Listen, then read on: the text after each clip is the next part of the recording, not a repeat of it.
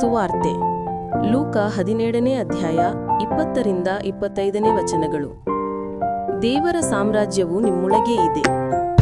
ಆ ಕಾಲದಲ್ಲಿ ದೇವರ ಸಾಮ್ರಾಜ್ಯವು ಯಾವಾಗ ಬರುವುದೆಂದು ಫರಿಸಾಯರು ಕೇಳಿದಾಗ ಯೇಸುಸ್ವಾಮಿ ಪ್ರತ್ಯುತ್ತರವಾಗಿ, ದೇವರ ಸಾಮ್ರಾಜ್ಯವು ಕಣ್ಣುಗಳಿಗೆ ಕಾಣಿಸುವಂತೆ ಬರುವುದಿಲ್ಲ.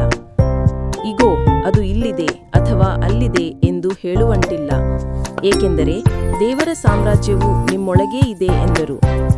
ಅನಂತರ ಶಿಷ್ಯರನ್ನು ಉದ್ದೇಶಿಸಿ, ಕಾಲವೊಂದು ಬರುವುದು, ಆಗ ನರಪುತ್ರನೊಂದಿಗೆ 1 ದಿನವನ್ನಾದರೂ ಕಳೆಯಲು ಹಂಬಲಿಸುವಿರಿ, ಆದರೆ ನಿಮಗದು ಲಭಿಸದು. ಇಗೋ ಇಲ್ಲಿದ್ದಾನೆ, ಅಗೋ ಅಲ್ಲಿದ್ದಾನೆ ಎಂದು ಜನರು ಸುದ್ದಿಯೆಬ್ಬಿಸುವರು. ಅದನ್ನು ನೀವು ನೋಡಲು ಹೋಗಬೇಡಿ, ಅಂತಹವರನ್ನು ಹಿಂಬಾಲಿಸಲೂ ಬೇಡಿ. ಆಕಾಶದ ಒಂದು ದಿಕ್ಕಿನಿಂದ ಇನ್ನೊಂದು ದಿಕ್ಕಿನವರೆಗೆ ಮಿನುಗಿ ಹೊಳೆಯುವ ಮಿಂಚಿನಂತೆ ನರಪುತ್ರನು ತಾನು ಬರುವ ಕಾಲದಲ್ಲಿ ಕಾಣಿಸಿಕೊಳ್ಳುವನು.